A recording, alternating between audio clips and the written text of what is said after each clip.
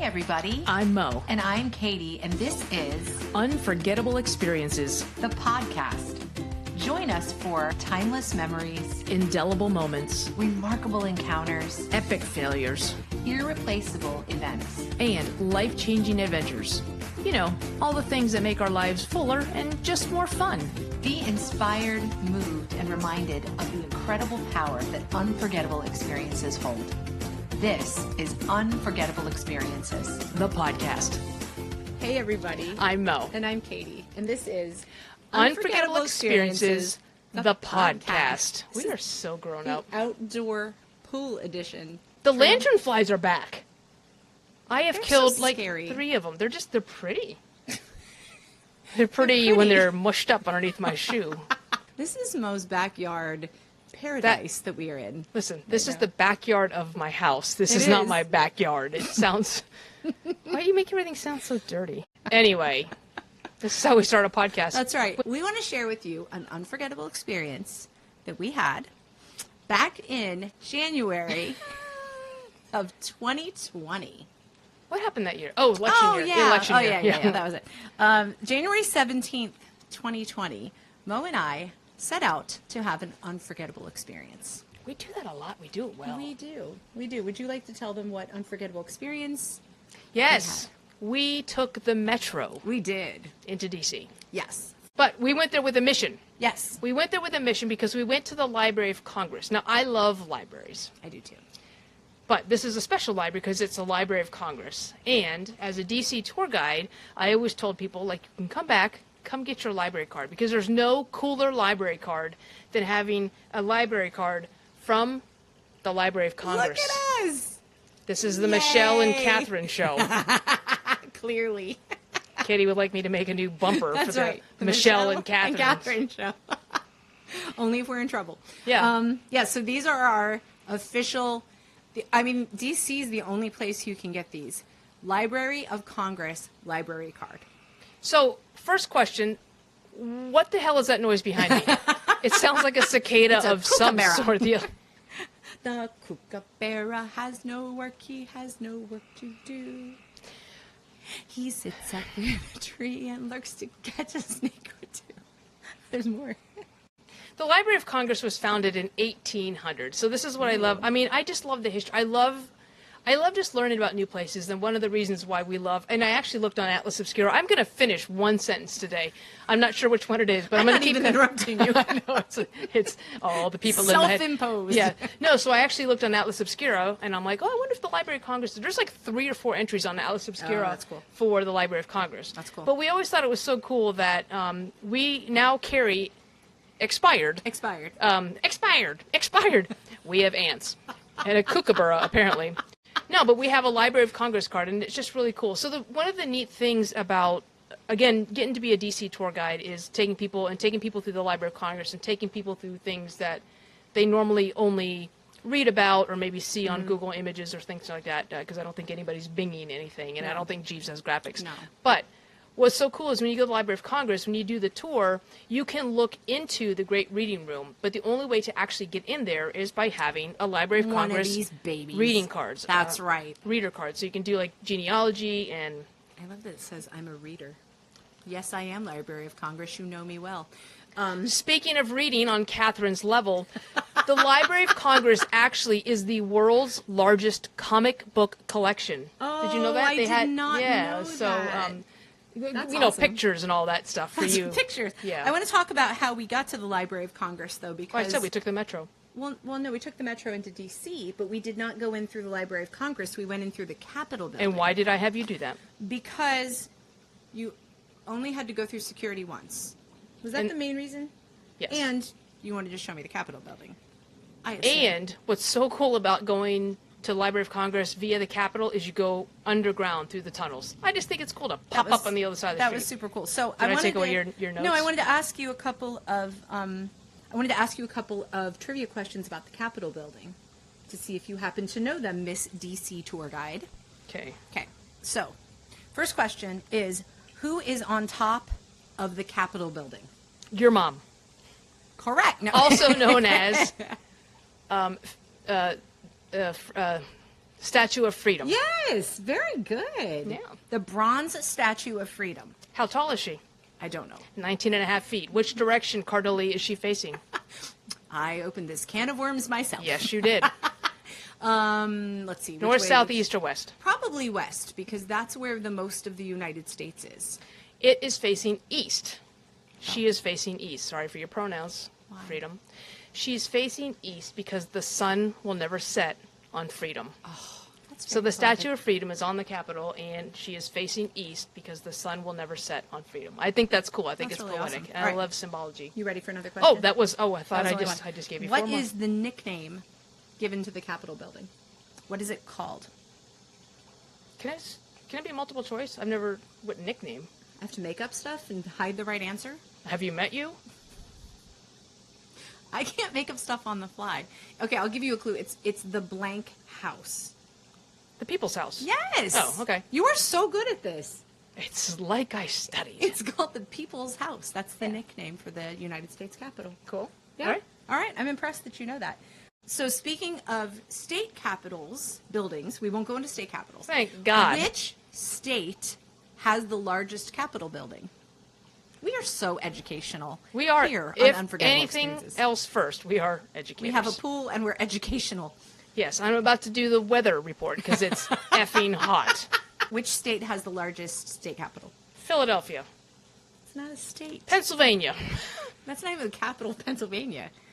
It's Harrisburg. No. What you and I quote, we're not going to talk about state capitals. Yet here we are. Okay, what? It's not my fault. You said the wrong city. Louisiana has the largest state capital. Cool. All right, last question. Okay. Last trivia question. Who came up with the idea to call it the Capitol building? Who named it the Capitol? I hear airplanes. It's the Kookaburra. And when he bites a snake in two, he laughs right out with glee. Look, there are a lot of noises. The refrigerator's going, the pool's, and then this is going. Who named it the state capitol? The Capitol building. I want to say like George Washington or Yes. Thomas Jefferson. George Washington. You Here, are okay, very good okay. at this. Here, Miss Capital. When you talk about state capitals, which we're not going to talk about, which you promised we wouldn't, but yet you did, how do you spell that capital? Capitol. Capitol. Capital. A-L is a capital city. Okay, so what is spelled O-L? The building. Okay, yes, okay. The day we went to the Library of Congress, it was really cool because we went in through the Capitol building and actually went into the lobby. There's a bunch of statues and things, and Mo, of course, knows about all of those because she's a very good tour guide.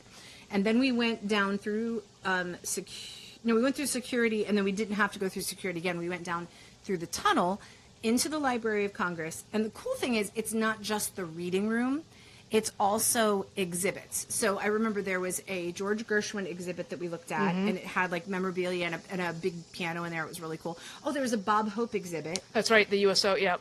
And then a Rosa Parks exhibit. So we spent some time in each of those before we headed over to actually get our cards. And Yeah, and they do a really good job of rotating exhibits in there too, Yes. which I love because, especially as a tour guide or even when I take people through there, it's nice for me going there over and over again that I get to see something different too. So that's one thing I like about it. And then it was time to get our cards. Yes. It's like a 2-page document you fill our out picture. and took a picture. And we do have to get them. They're good for 2 years. We have to go get them They've been renewed. expired for a couple. That's okay. And then we were able to go in the reading room. So the interesting thing about the reading room is you're only allowed to take in, you can't take a bag. So you're only allowed to take in like what you can carry in your hands. So we were doing some writing at the time. So we each had like a notebook and a couple pens. And that was it. But man, if you love libraries, I love libraries. I love so one of the things I researched to see is there a name for the smell of essentially musty books that a library smells like? But I love the smell of libraries, and this is just so grandiose. And I think we had a hard time getting anything done because you're just like, you're in this room. There's so much history in there, and I love it. And so, as I had mentioned earlier, it is the world's largest comic book collection. I grabbed a couple things for you. I also love maps, and so it is the world's largest collection of cartographic materials, which means they have a bunch of maps. I was a cartophile. Please don't say that. Does not sound good. Yeah, so in 1507 there was the Waldseemüller map, and it was the first time the word America was used on a map. Cool. So that map is in there too. So I think you showed me I think that. we went and saw there that was a too. display of maps, and I think you showed me Yep. that actually. Yep. That was really cool. What I liked about the reading room, though, it's totally, like, again, separate and exclusive. You have to be a card-carrying member. It was so quiet.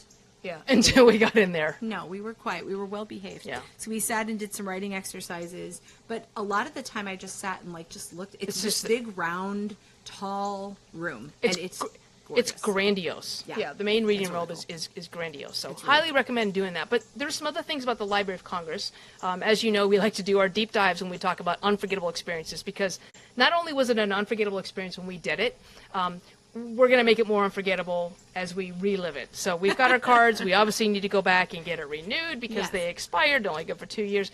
I didn't know if you knew this, but long before we had pictures and people were giving pictures of each other, remember we used to give each other like wallet pictures, like, you're my best friend forever. Before photography was affordable, what people would do is they would send locks of their hair as a sentimental keepsake. And the head librarian, the Library of Congress, said it was a tangible way of having something of the person. So, President Ulysses S. Grant, some of his hair is not going to be on my shoulder like Katie's is about to be. I'm trying to give you my hair. Oh, thank you. Yeah, no, you have to cut it off and send me a lock. No, but Ulysses S. Grant sent a lock of his hair to his wife as a gift. I'm just saying. Thanks, honey. Yeah, great. So we didn't register, so everybody gives it. President Abraham Lincoln's hair is in there, which was collected posthumously after his assassination. I don't want that job, or I want to admit. And for you, I wanted to tell you there is a coil. It didn't say a lock. A coil of Ludwig von Beethoven's hair. Oh, that's cool. A fan collected it after the composer died in 1827. As he was decomposing. She'll be back. He was a little crazy. Well, I guess when you have coils of hair instead of locks of hair. Yeah, he was a little intense. I also listen. My research is very, very focused on you, and I want appreciation for this. So I did say that it is the world's largest collection of comic books. That was for you because we all love the pictures. The hair stuff. The hair stuff like was. I can't read. If the picture talks. Listen, I mentioned about the hair, and that was more for me because you know how I am about my hair. But that the How are you coil, about your hair? very picky. But the coil of Ludwig von Beethoven's hair, you mentioned the Gershwin exhibit. It is also the world's largest flute collection. There are That's so 1,700 flutes there. James Madison had a crystal flute, That's the one which that was Lizzo played. Thank you. Yep. In Bam. 2022, I want to play right? all the flutes. Actually, in 2022, which is the year our cards expire for the Library of Congress, is when Lizzo played James Madison's crystal flute. That kinda also jealous. sounds inappropriate. It does. Do you know when libraries first started? Like when were the first? Long libraries? before in BC. Yes, 7th century BC. Yeah. Are the records of the oldest libraries. They Can were. you imagine that library card? Like, They ding, were- ding, ding, ding, ding, ding, ding. I have to ding, read this, ding, or I'm gonna say it wrong. Oh, say it wrong. That's fine. It is for the royal contemplation of the Wait, Assyrian. let me think about that. Think about it royally, though. Okay. Of the Assyrian ruler Ashurbanipal. Are you sure about that? That's what it says. And it was Are you located sure? in Nineveh, Are you sure? which makes me think Are you sure? I didn't deliver it right. That's it why was you didn't get it. located in Nineveh, which makes me think of Jonah and the whale. Because that's where God told Jonah to go, and he's like, nah, I'm good. To the library? No. God said, go to the library, Jonah.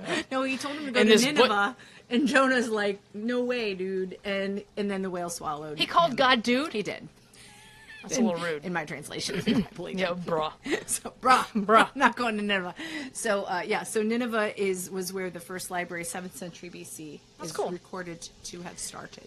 Now listen, as I've mentioned, when I do my research, it is always with A, you, the listener and viewer in mind, but B, or C, with Katie in mind. So I've talked about the flutes. I've talked about Van Von, the guy's hair. Ludwig. And I also want to talk about a president that was from your home state. Oh, there are a lot. Ohio. There are a lot of them. So can I guess? Sure. Garfield. It's not a cat. Cleveland. Not a city. Grant. I took that one for granted. Was it Harding? It was Harding. Harding is not just from Ohio. Harding is from my hometown, Marion, Ohio. Okay, before you get all proud about him. I know. So listen. There's not much to be proud of. There's a lot to be proud of. And let me tell you why. Is this about the letters? Oh, yeah. Oh! So listen, I didn't grab my my spreadsheet. So my mom and my sister so when I do tours, I usually do tours for the middle school age. Now, once in a while, I'm lucky enough to give tours of DC to older, more mature people. Not you. When I do, I get to tell this story. I'm going to read it from my notes because I sure don't want to mess it up. Okay. So July 29th of 2014, there was a collection of about 1,000 pages of letters that were made public. In 2014, they were made public. 10 years ago, you guys, it was made public. Just 10 years ago. 20, right? 14? Math. Do you like my hair today? It's very curly. Yeah, I've used some Jerry curl on it. Don't give it away. That'll be funny in about 2 minutes, and it won't be funny for Katie because, anyway. Okay, so 2014, these letters were made public. The letters were actually written between 1910 and 1920. They were written between soon-to-be President Warren G. Harding. Mm-hmm. At the time, he was Ohio's lieutenant governor.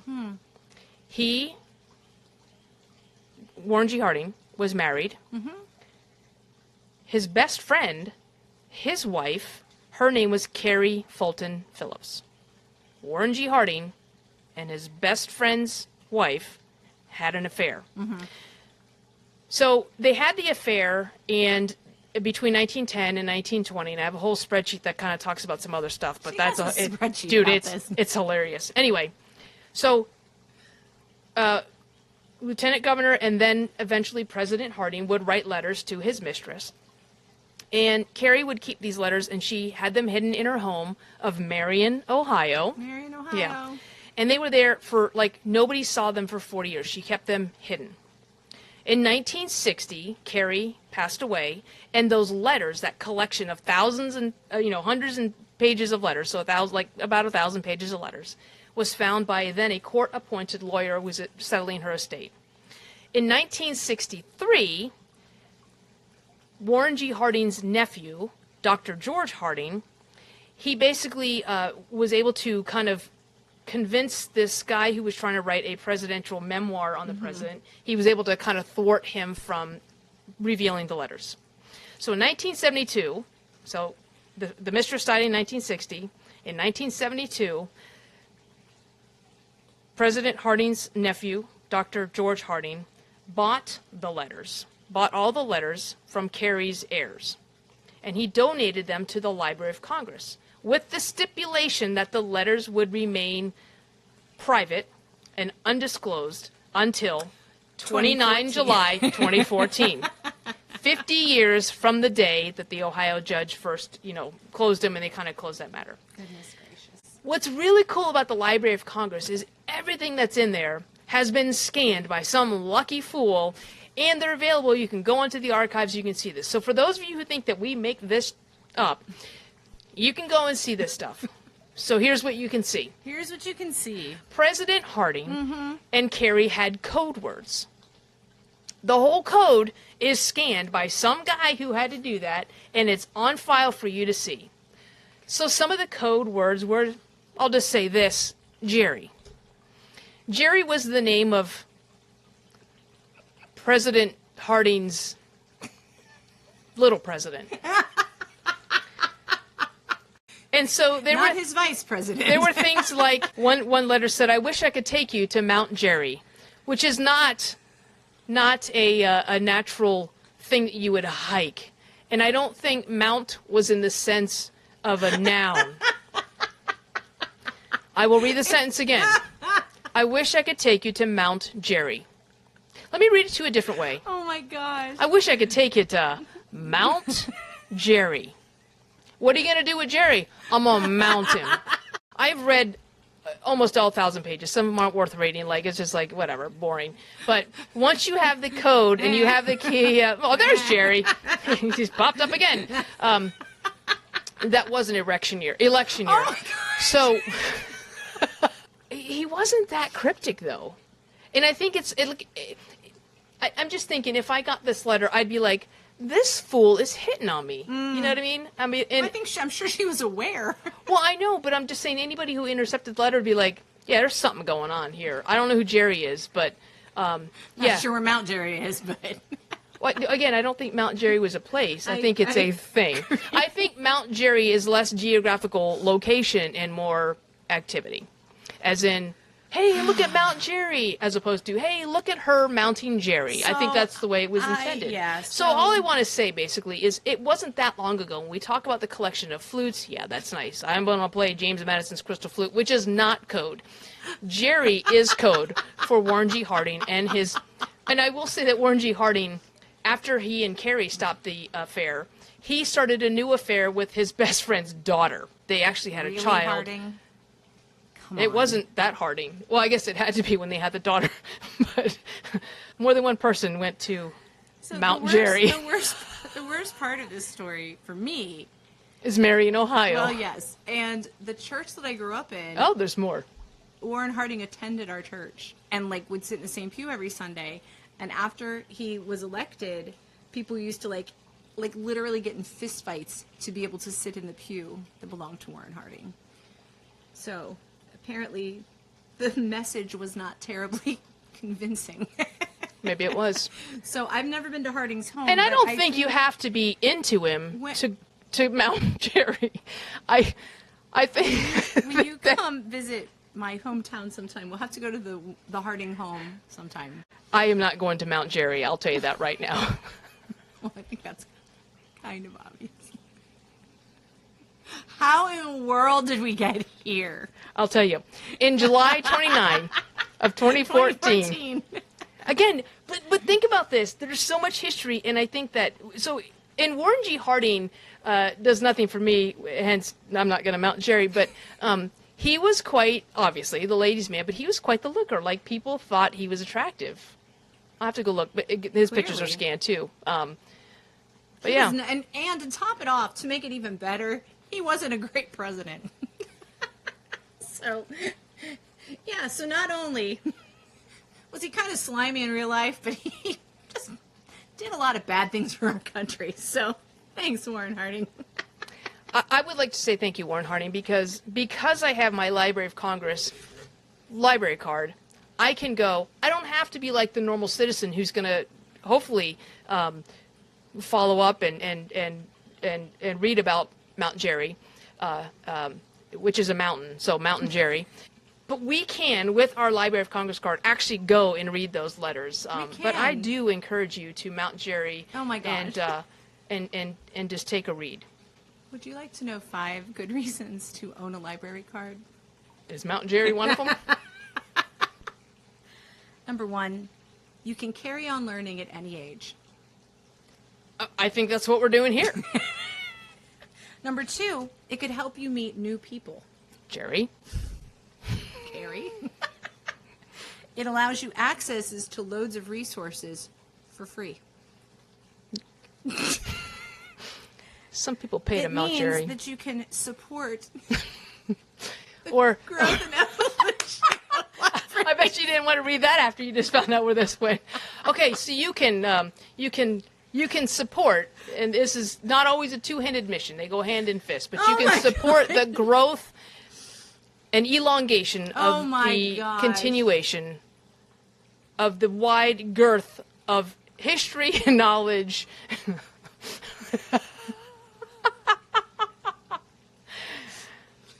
I'm sorry, you were saying. I don't want to cut you off. They spark inspiration. It's just so good, you guys. There should be like they have like all this Bridgerton and stuff. Like there should totally be a movie about Warren Hardington. Or actually Mount Jerryton. Or just Mount Jerry. Again. If it's not a cartoon. that's the way people learn. You know, like, I'm just So a bill that is the on Capitol, this is the on best- Mount Jerry's this is Hill. the best thing you can come up with that we've earned from having our Library of Congress library cards. And we are hoping that we made our unforgettable experience unforgettable to you. Oh, I'm sure. And like President Harding wishes his letters were unforgettable. Unforgettable. But you know what's not unforgettable? Once you've mounted Jerry. So just remember, from the monumental to the mundane. Life is full of Jerry's. Unforgettable experiences. We'll say that again for the people in the back. From the monumental to the mundane, Life is full of unforgettable. of unforgettable experiences. We'll see you in Marion, Ohio. You know, we're gonna meet at the summit of Mount Jerry. No, we're not. Our apologies to anyone named Jerry. Or Carrie. Or Carrie. Or Warren G. Harding. Get out there and vote, people.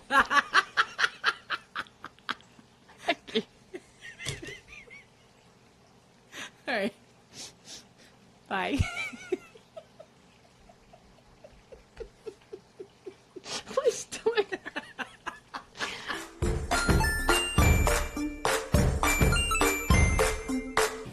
Did you take a picture? Ba-bam. I didn't take a picture. I didn't take a picture. I didn't take a picture. I might have done something else, but I didn't take a picture. I called truce. It's a little treat for later for me. A treat for who? I feel like this is a subject in which we are not evenly matched. Here's the problem. We're talking about the Library of Congress. We have never talked about the Library of Congress as of yet. No, one of the displays I remember when we went was about Gershwin. Yep. And they had one of his pianos in there. It was really cool. Yeah. Then they also they frown upon it when you played. They- Chopsticks was a poor choice. Hopefully we're not picking up the what sounds like a man peeing behind us. I'm glad you're showing that it's not someone peeing behind us. Get out there and vote, people.